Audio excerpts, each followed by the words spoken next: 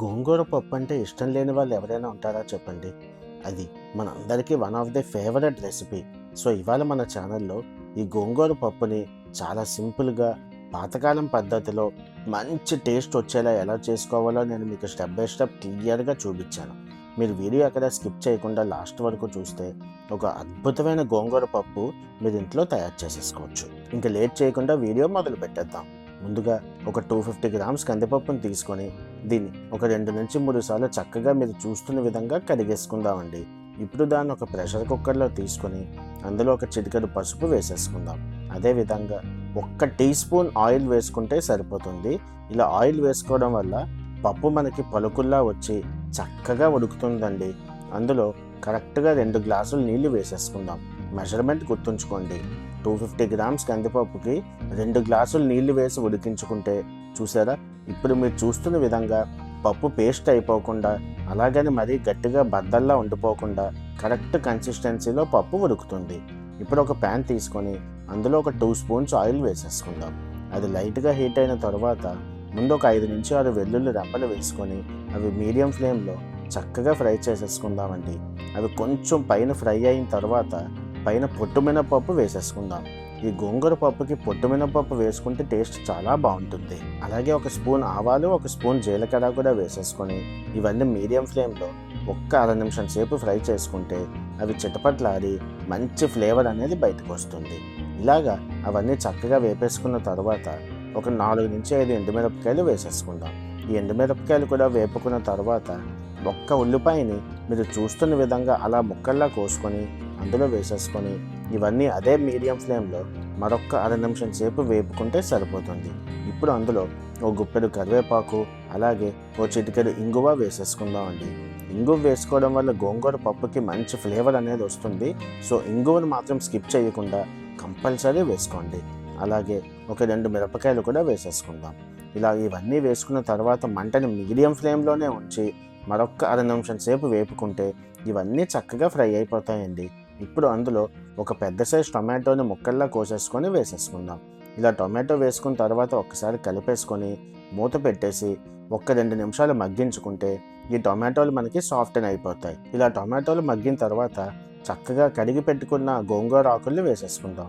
మేమైతే 2 కట్టల గోంగూర ఆకులు తీసుకున్నాం 1/2 కేజీ కందిపప్పుకి. ఈ మెజర్మెంట్కి ఇది కరెక్ట్గా సరిపోతుంది. పులుపది బ్యాలెన్స్ అయ్యి పర్ఫెక్ట్ టేస్ట్తో చాలా కమ్మగా వస్తుందండి.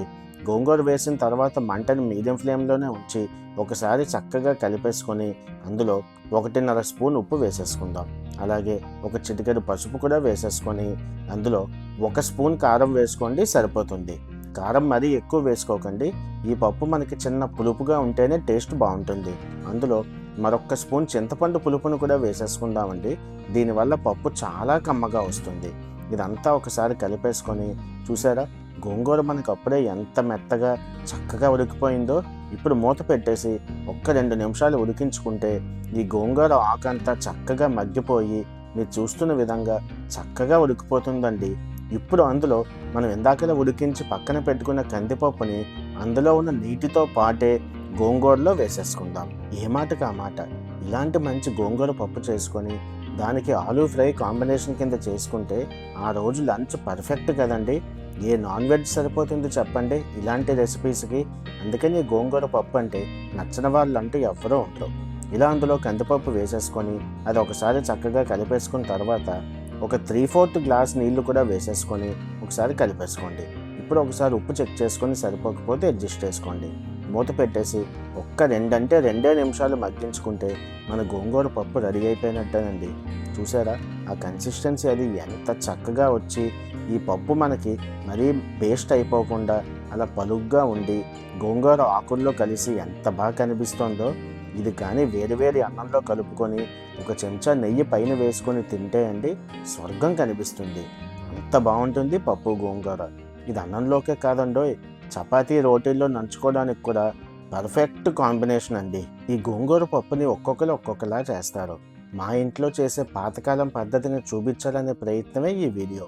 ఈ రెసిపీ కానీ మీకు నచ్చితే తప్పకుండా ఒక లైక్ చేసి మీకు ఎలా అనిపించిందో మీ అభిప్రాయం మాకు కమెంట్ సెక్షన్లో చెప్పండి.